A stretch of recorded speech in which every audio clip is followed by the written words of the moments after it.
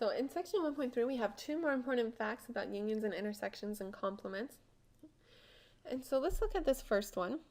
I'll go ahead and do a Venn diagram to kind of show you, and this maybe convince you that it's true. We do actually have more theoretical proofs for this, but for now, some Venn diagrams. So let's first look at what A union B complement would look like. So first, what does A union B look like? So A union B, here's A, here's B. That would be everything inside of these two circles, right? A or B or both. So then, what would A union B complement look like? So that would be everything but what we just did, right? So the complement of that, fill in everything else in your sample space, it would be all the area outside of the circles. So nothing inside the circles, just everything outside of the circles. So that's what A union B looks like. So let's keep going. Let's draw a few more things. Let's now draw A complement intersect B complement, since that's what we think we should end up getting. So we have A and B. Now, if I was to draw first A complement,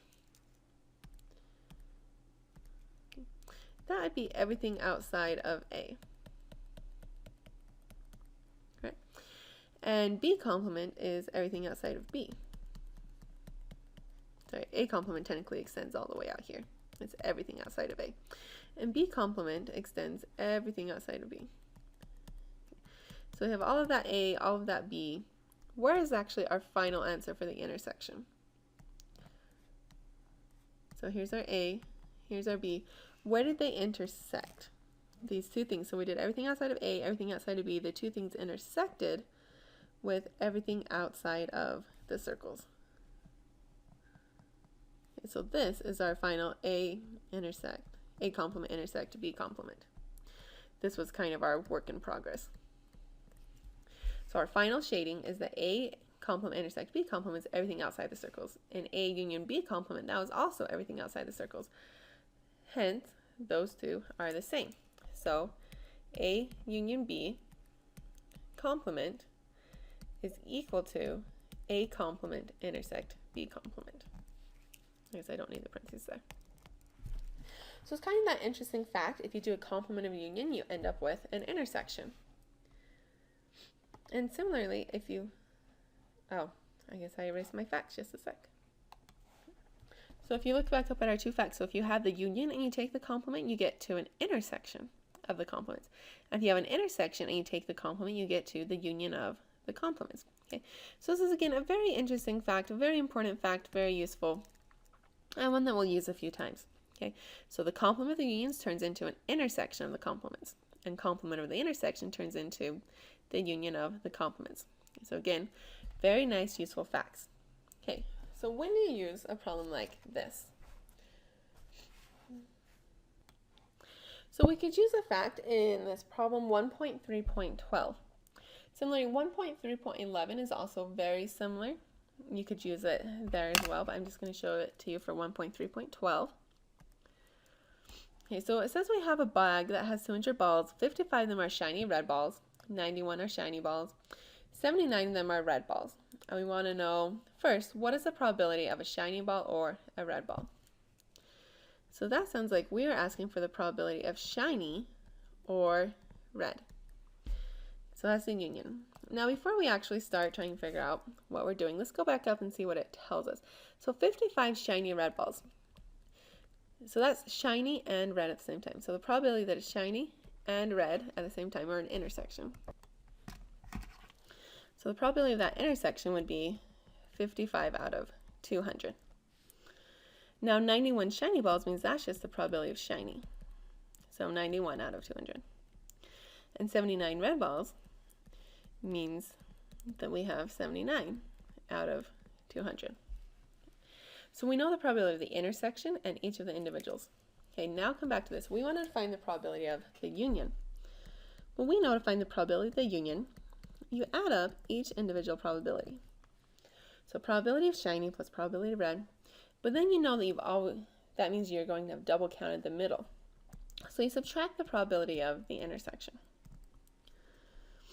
So we would have 91 out of 200 plus 79 out of 200 minus 55 out of 200, which gives me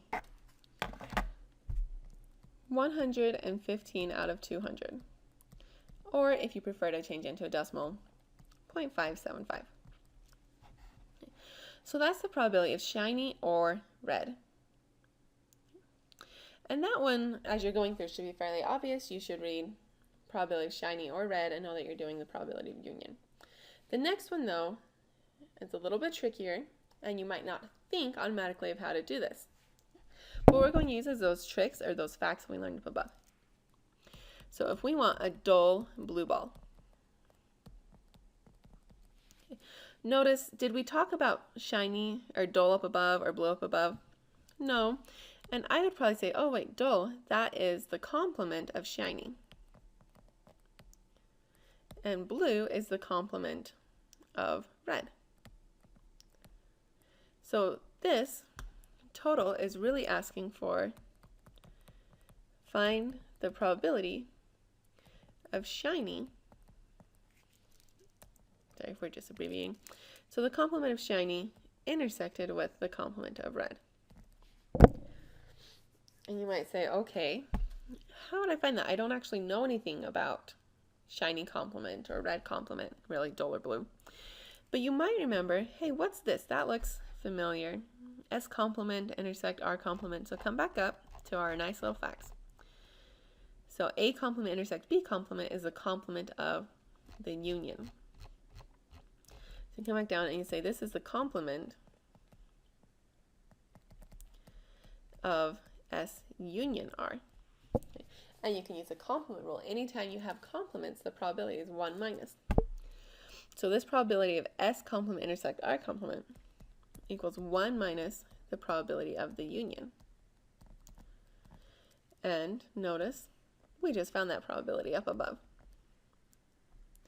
In this case, it's going to be 1 minus our 0.575, which equals 0.425.